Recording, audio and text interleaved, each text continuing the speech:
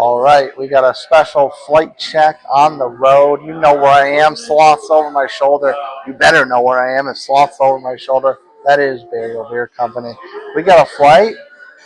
3 hazies. They may all look the same, but they're very, very different. But don't worry. It's not 4 beers that look the same. We'll get to that in a moment. So the first one is called, and the menu is very strategically placed by myself for the recording behind the camera, so I can read everything as I'm saying. I don't need to remember a damn thing. So the first one is Mylar Transmutations.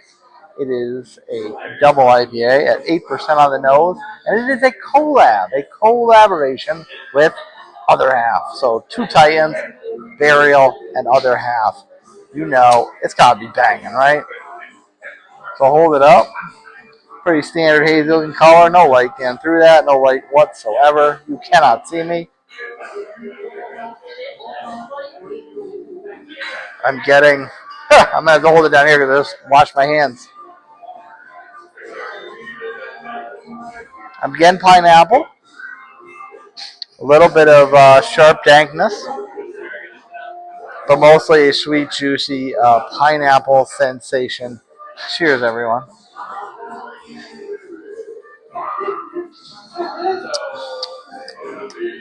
This is very, very sharp.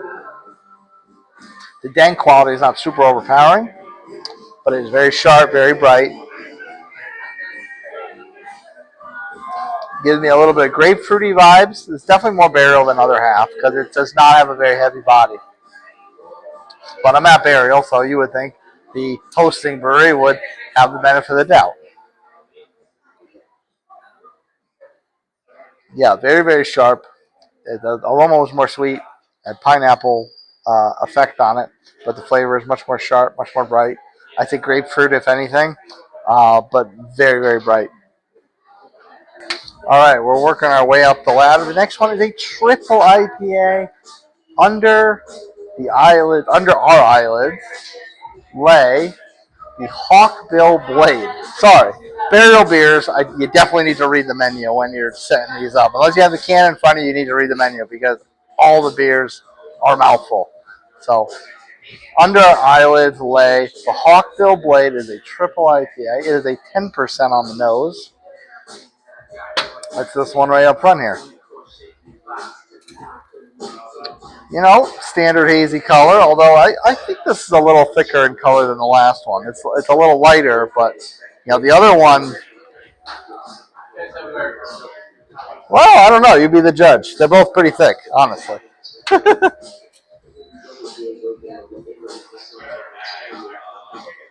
right, like I said, this is triple IPA. I'm getting more of that cheesy body, melony type of essence to it.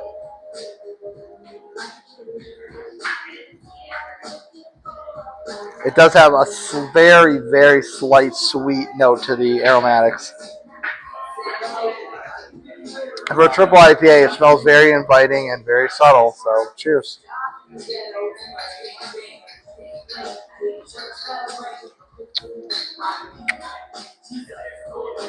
Okay, am I a weirdo if I say the triple IPA is that much more inviting than a double IPA? It should be the other way around. Right? Higher ABV, it should be more overpowering. But this is actually way more inviting, way more smoother. It's dank, but it's way dialed down.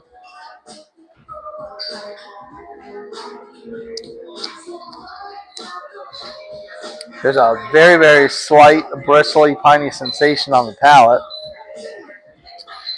But for the most part, it's very inviting and borderline crushable. I'm not going to say it's crushable, it's borderline crushable. If you can deal with like the sharp dank quality, then you could probably crush this pretty easy and a lot easier than you should be able to crush a triple IPA. All right, we're climbing the ladder yet again. Double IPA, triple IPA, quadruple IPA. It's been a long time since I had a quad IPA. You don't find them that often down here in the Carolinas. You really don't. And I think that's because there's a certain limit of beers you can serve and beers you can give to go.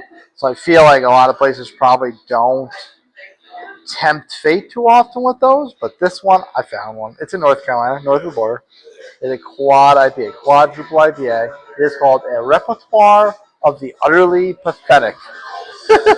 It's been 4 years and I'm still not at 1,000 subscribers yet, so I may be utterly pathetic. You never know.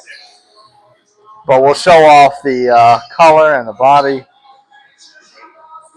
Pretty typical hazy color. Pretty much doesn't look any different than the double or the triple. The only difference is either the double or the collab. And I could have had a double that was just burials, but figure collab will go with it. It's a good way to start it off. Start off the review with Other Half Burial. But the triple is all theirs. The quad is all theirs. So let's get an aroma. Aroma? Sniff? Let's get a sniff. This is super subtle.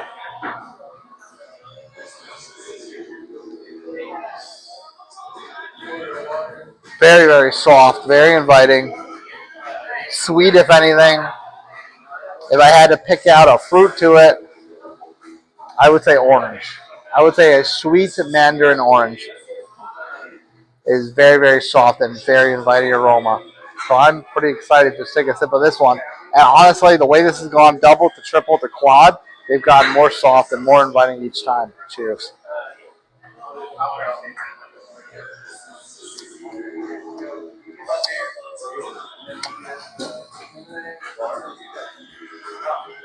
Okay, now that one, it's not as sharp and bright as the double, but it's way more sharp and bright than the triple. So this one's not nearly as crushable, and it probably shouldn't be if it's a quad IPA. It checks it at 12% on the nose, so it's in the range of a stout, which we'll get to in a moment. Yeah, that one's sharp. That one's bright. It has a thicker body to it. I guess a bit of a melony cantaloupe flavor. But it also kind of has a grassy herbal sensation to it. So it's not super light and subtle.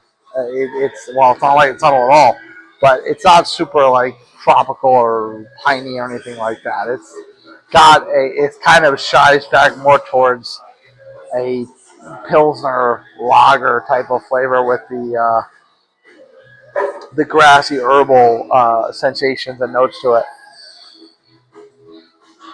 So pretty easy to get down for a quad IPA, but it's definitely not as crushable as a triple IPA. So note that, burial fans. All right, it has been, well, it's actually been a little bit of everything today. I've had some sours, I've had some IPAs, I have had a stout, and I'm very happy I had a stout.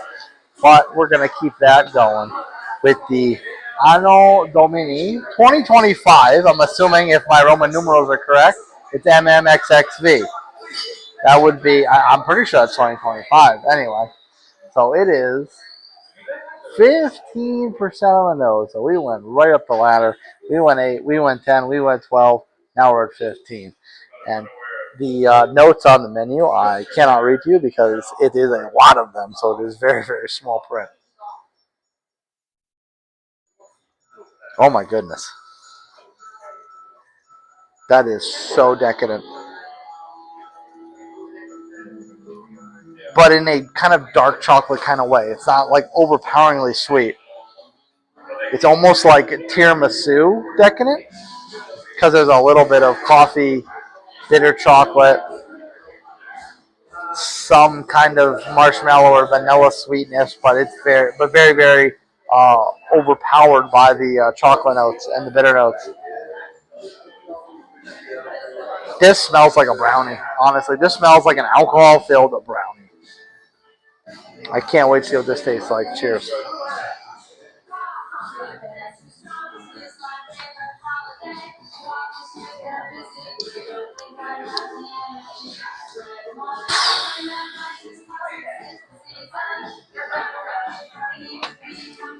Damn if that don't taste like a brownie too. That is sweet. It's got some creaminess to it.